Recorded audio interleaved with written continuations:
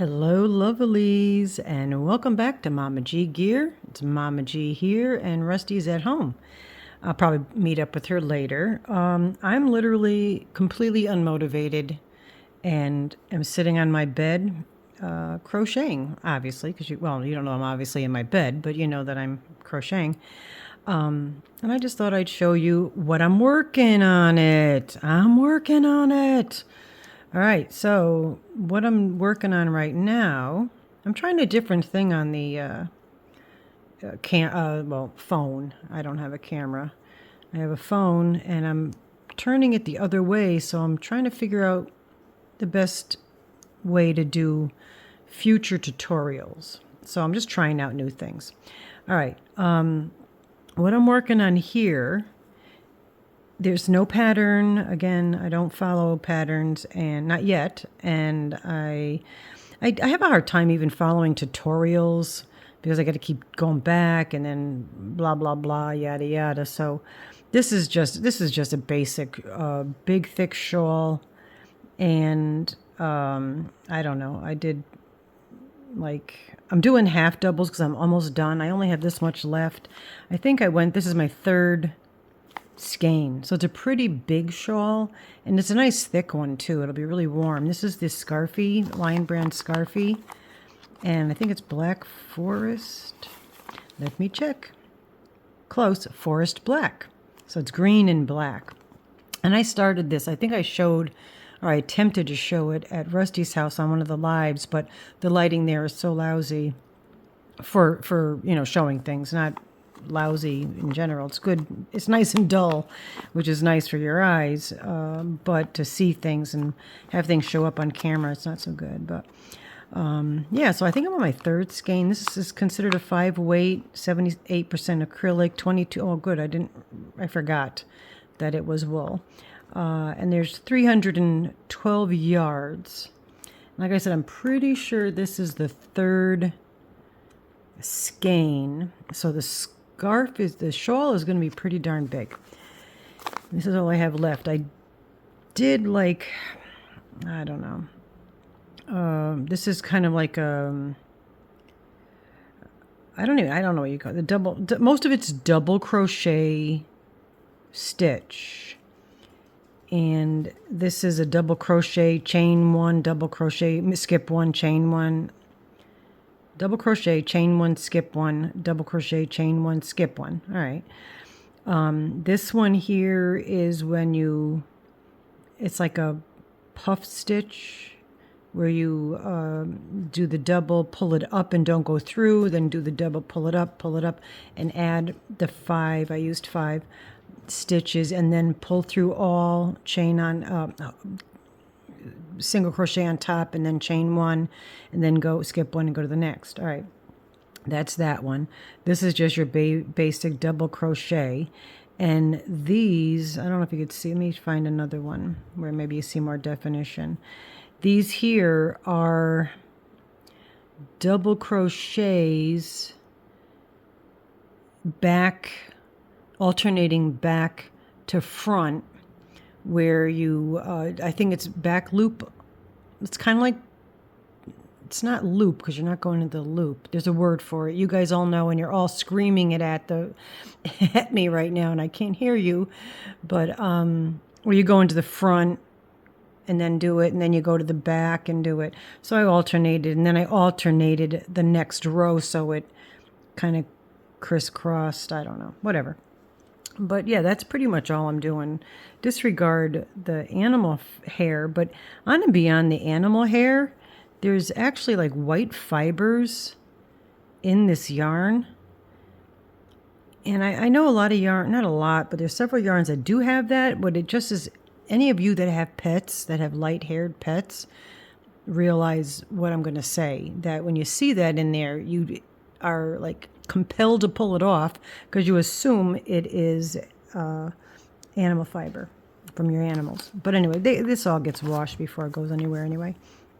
So I'm going to finish up this. I'm just doing a double half crochet on the bottom right now, the last row, and then when I get to the end, didn't mean to interrupt myself, but the little guy's on the bed, monster cat. Then when I get to the other end, I'll decide what I want to do for the border. So I should, and I might have enough to do a set of, you guys call them fingerless gloves, I call them warmies. I might have enough here to do a set of warmies, because I also did a hat where it's, you know, I think I did 10, see, like that's not an animal, that's in the fiber. 10 crochet, you know, single crochets, and then I did the back loop only, front loop only, alternated for a little bit of a ribbing. And this is what I do those ear muffs where I attempted on that last video where I was so friggin' manic. And thank you guys for your support and kindness with that. I just felt like I needed to give you the heads up so as not to trigger you if you have anxiety yourself. Watching somebody who's manic could trigger you. But this border that's on this hat is what I do for those ear muffs. So it's a nice warm stitch, single crochet, alternate back post, front post. And then I go around the edge before I close it. Excuse me. I go around the edge with a single, or you could do a double, whichever. And then join it together. And then go around it again with a single. And then I started with the pattern, which is the same stitches that I'm using on the shawl. There's not a rhythmic counted row pattern thingy majigger on the shawl. It's just what I feel like doing the next row. So there really isn't any rhyme or reason. There's sections that are more of stuff, sections that are less. I just like that. Plus, it doesn't make me feel constricted or whatever. Too regimented. Regimented? Oh my God, that's like Vegematic from I Love Lucy. Remember that Vita Vita Vegemin? From I Love Lucy, that's what it just felt like. Anyway, so that's the seam. So it's barely noticeable, so it's kind of cool.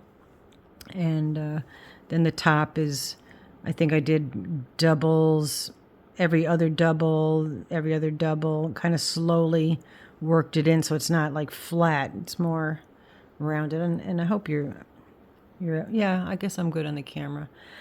Cool. So I did that hat. So I'll have the hat, the scarf, and if there's enough, and I there might be. I think there'll be enough. I could even make shorter warmies. You know, I'll make a set of those if there's enough. Whatever. This is all that I'm working on since Christmas. Another thing that I'm working on that. All right, I won't be able to show you the whole thing, but this is. I think it's called the Suzette stitch. I think so. All right, so this is the red puzzle yarn because I made a red puzzle yarn sweater for my mother-in-law last year. And of course, not knowing how to judge yarn and items, how much yarn I need for an item, I bought like 12 skeins of it. So needless to say, I have lots of skeins left. After making her hat, you know, all that with the yarn that I did have and a sweater. So I was going to make a cocoon sweater out of this for her because I know she loves the red and she gets lots of compliments. And she's one of the very few people that really appreciates handmade items. You know, a lot of people don't appreciate it. And I'm not dissing people that they don't understand the time, work, effort, love that goes into the projects that we make. And she does. So she proudly wears them and always truthfully thanks me for them. She's not a very handy person. So she really appreciates it. So this was going to be, and may still be, a cocoon shruggy type thing, I guess you call it. I want to make it big, loose, long. I don't know about a hood. She's not really a hoodie person, but she already has this hat. She already has this earmuffs. And I'm thinking more for her. She might wear it out, but I'm thinking more for her for in lieu of like a bathrobe, just to kind of wear around the house. Like if she comes home and she's dressed and she's got to hang in the house, take her coat off, and then it's going to stay dressed and maybe go back out to church or whatever. She does a lot. She goes to church a lot and whatnot. And she's in and out of the house a lot. She could throw this on, put it by the door, throw it on, wear it while she's around the house, so you can keep the heat down low, and then take it off, put her coat on, and go back outside. So that's my thought. Well, I just kind of like made a chain. I think I started with a foundation chain, to be honest with you. I don't know. And I just held it like from hand to hand in my wingspan. And so I think I made this way too long for a shrug. All right, it's pretty long. So I do have, I think, 5 more skeins. This is 2 skeins that I've got thus far. And it's, sorry about the whistle in my teeth there. My teeth are just like breaking off. They're cracking. The teeth are cracking. It's weird. Well, I'm old, but so it's pretty long. I didn't measure it yet. I have the tape here to measure it, and I didn't. But if it's not going to work, then I'll just continue going and make a blanket out of it, and then I can just give her, a lap blanket. So that's that. I know I'm kind of low mood. I was in a high mood. Now I'm in a low mood. It's any of you that experience these, and a lot of you do. So I know you totally relate, but the fluctuate. And I do find that, not to get off on this topic, and I'll just stop here for a quick sec, but I noticed, this is from my own personal experience, so it's not, I'm not whatever, giving any advice or anything, but I noticed that when I have a manic state, a high energy state, which I did. I had that for a few days, and it was nice because I actually cleaned an area in my bedroom. I put a shelf up. I took all the curtains down, washed the curtains, swept the floor, all that. Did a lot of stuff. And now I'm fine. I find that in my life, whatever level, the pendulum swings. I'm bouncing around here. The pendulum swings, okay, from side to side. And like a pendulum, when you get to a certain height on the high energy side, I notice that oftentimes it'll swing equal and opposite into a lower energy side, whether it be just not having energy to go places, doing things, or even interest or depression or whatever verbiage you want to use. But I did notice that it kind of does that, and then it'll swing back. And then, the ideal situation would be to have you kind of in the bottom of it so that it doesn't go way high, way high.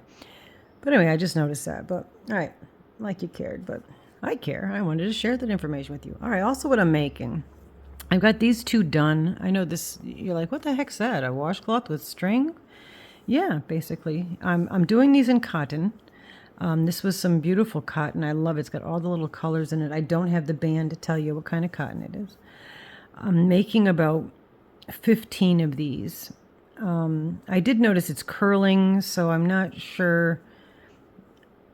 And I did a reinforced row on either side, but it's still doing that little curl. This is for a good friend of mine who, I think it's called a tracheotomy. She breathes through a tube in her throat. She doesn't speak. She's unable to speak. And doesn't eat. She has a feeding tube and all that kind of stuff. But she's amazing. I love her. I love her girlfriend. And she wears these around her neck just to cover that area when she goes out. So I'm making a bunch of those. I got another one here that I'm actually one of the whips. Those are FOs. This is a whip. And this is the ombre. But I'm thinking these might be a little thick. I don't know. I'll have to show her what I've got going on so far and then see if she wants them looser. I was kind of gearing towards the cotton only because I figured cotton would be, you could wash it a lot. This is something she's going to wash on a daily basis. So, all right, so there's that I'm doing. And then this was after Christmas, or maybe I did this Christmas night. I made a little silly little stock. And again, no pattern. I just did like 5 stitches, went around in a circular motion, increased, kept going round and round and round.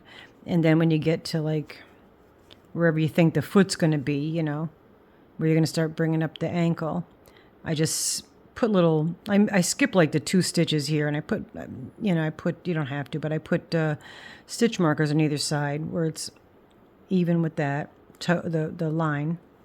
And then you go back, then you don't add, you decrease, you know, as you go along. And then when you get to a certain point, you just kind of pull it up and then finish off this. And I think it looks as though I have, I loosened my stitch. As you could see, I made the stitches looser so that it would go a little wider. And I believe I did add a stitch. And then just, of course, my furry yarn. I love my furry yarn. I get a kick out of the fact that so many people, I mean, I totally get not wanting to frog this stuff because, yeah, that's a pain in the ass. But I just love furry yarn. I don't know. I didn't realize how many people didn't like it, you know, until Juan, the yarn addict, hence the name, was like commenting about it. I know a lot of people weren't like thrilled with it because I've been able to like buy it off of you guys because you're like, I'm not going to use it. I was like, I will. But here's a blue one that I'm working on with glitter. I had this left over from those 2 crop tops that I made that Mindfully Mara, she said they fit her, so her daughter will fit them as well. And I'm so thrilled because they really are adorable, and they're a really cute, you know, rainbow glitter long sleeve crop top at this very end. That's like very fashionable. So I'm glad that she was able to make use of those. But again, back with the fur yarn, I love it. I use it. I've been using it. I put it in the toppers of my actual socks that I make for the college kids. And I'm making another. It's not the first. It's another sweater where the entire sweater is doubled with the furry yarn. And that is super soft. Kind of itchy sometimes, though. Like if my skin is creepy crawly, I could feel it, you know. And then something else. I made several pairs of these. This is with that beautiful yarn. I love this yarn from Hobby Snobby, I like to call it. I do not shop at Hobby Snobby. I got the biggest kick out of Dory from Dory Did It. She was on her live, and I sent her. I made her a shawl, and a hat, and dyed some yarn for her and whatnot and whatever, and mailed it out to her. And she opened it Christmas morning, so that was really nice because it was truly a surprise present for her on Christmas. And she was determined to tell me that the yarn that I used for the shawl and the hat that I gave her was made out of Hobby Lobby yarn. And I kept in the chat, I'm like, I don't shop at Hobby Lobby. I've been to Hobby Lobby definitely 2 times, possibly 3 times. But that's it. I don't shop there. It's Hobby Snobby. And I'm sorry if you like Hobby Snobby. I will only shop there when, plus it's way far away from me, so I don't have the opportunity. It's not like I drive past it to go someplace else. I don't go to a lot of shops because they're too far away. So I shop online, and Hobby Lobby doesn't have an online store. So, but I forgot where I was going with that one. But yeah, I you know, it's not like I call it Hobby Snobby only because that rhymes. It's not because I'm calling them snobs. But anyway, this yarn was given to me, I think, from Nicole from Fibromyalgia _resin. And I just absolutely love the colorway of this. And that's what I was going to tell you, the colorway. It's called Brights. It's probably discontinued because I like it. And I mean, this is great. It's normally $5, so it is older because it would be more than that now. And then she got it on sale for $1.24. I mean, hello. But I did the square toes. Okay, so, all right. These are mine. And I put a little anklet. Again, no pattern, guys. It's just rectangle, back and forth until it is enough to wrap around the top of your foot. And then I stitch it and then put it inside out and then crochet the anklet. I ran out of, I had the ball on either side, so I literally used all of the yarn. This is all one skein. And I'm probably going to continue with a nice soft, excuse me, this yarn is super soft yarn. I might go with this like bright green, which I love that color. So I know I have some of that, and I know I have some soft of that. Well, duh, here it is, like a chartreuse. And go a little higher on here so they're going to keep my ankles warm also, and my feet. This, I think, is a 3 or 4 weight yarn. I think it's a 4 weight. Let's see. Does it tell me? 4 weight. Let's see. Would be here somewhere, right? Yep. I think that's a 4. 4 weight. Is that a 4? And the square toe is because some people crisscross, some people cinch. I have cinched it for myself, but then it's very the ones I did were not long enough to make it comfortable where my toe was. So the scrunching of the end was hitting my toe enough to bother me. Now, mind you, I have very sensitive feet. I don't know. I get that restless leg crap. And then other people I've seen where they crisscross the toe area. Looks really cool. Couldn't figure out how the heck that happens, so didn't even try. And then I thought, well, I'm just going to do a square toe. And this way I'll have more comfort and space at the toe at the toe area for my toes. But when you scrunch it to make that kind of a space, it's going to be longer, and then I worry for walking up and down stairs. That makes sense? So anyway, that's those. And I'm dragging this out. I'm just chillaxing, so just chillax with me. Also, too, I did make several of these for the family members, but I used the Burnett Baby velvety yarns, and the ones I got from Marie Chavez. Thank you again, Marie, for being so awesome. And happy belated birthday, girl. I made them with that chenille velvet, whatever, yarn is perfect. I usually use those for the cat blankets, the cozy cat rugs. But that was really thick, and I said, let me give that a shot. Excuse me. I apologize for that. Everybody but Rusty is yawning right now. Anyway, the thickness of the velour or the velvety stuff is thick enough to where when you're crocheting with it and you're walking on it, you're not feeling all the stitches. And I'm not going to name the other brands, mainly because I can't remember them, so I wouldn't be able to name them anyway. But a lot of them, they look really, really furry and they fluffy, but as far as density, they don't have it. This Burnett Baby Soft or Soft Baby, I think it is, one of the two. I don't have the thing near me. I'm looking at my nightstand. I don't see one. Worked up beautifully. So I made a pair for, of course, Craig, Rusty, Tony. I didn't make any for the man. He probably wouldn't wear it anyway. Myself. And I think I have like another pair sitting, waiting. And I did do the anklet. That is a definite, all the input, because they're my guinea pigs as far as trying things out. And that particular yarn I personally found is perfect for slippers. But I did do the square toe. So that's going to be my signature slippers. Square-toed ankle.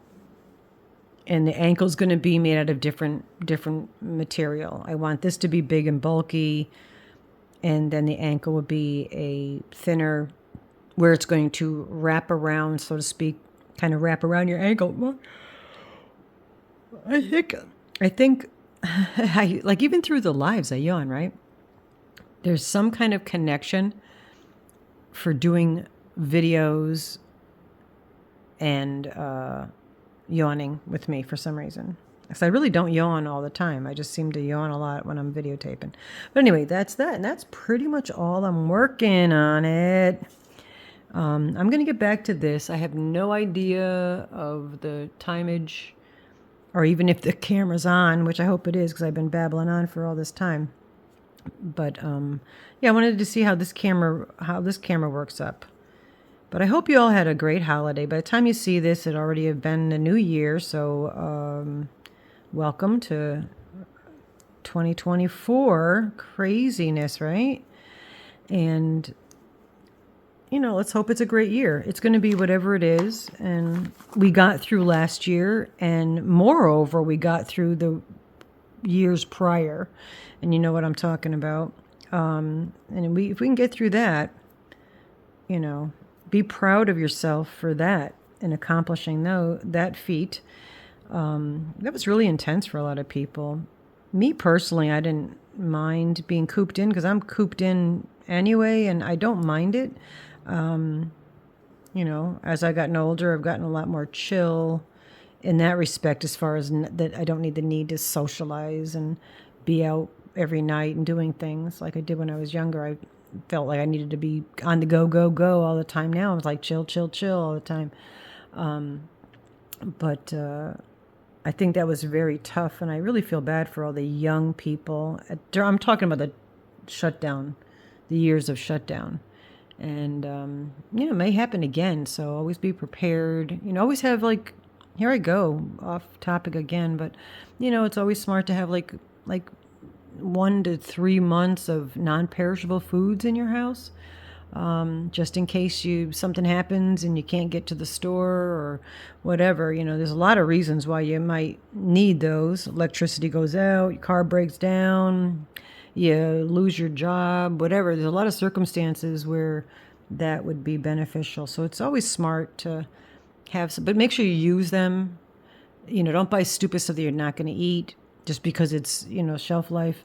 Buy things that you're going to eat and circulate it, you know, first in, first out, whatever they call that.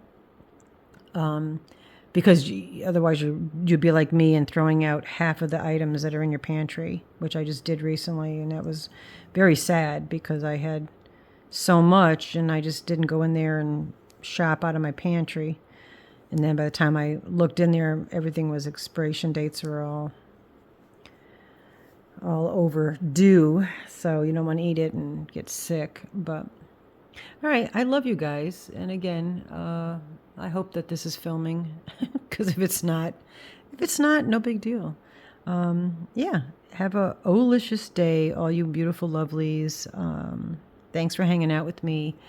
And yeah, we will see. If you like what you see, give a thumb even if you didn't like what you see. Well, you're probably not here anymore because you probably turned us off if you didn't like what you've seen. But yeah, don't forget the thummies. And that's it. Hey, bye-bye for now.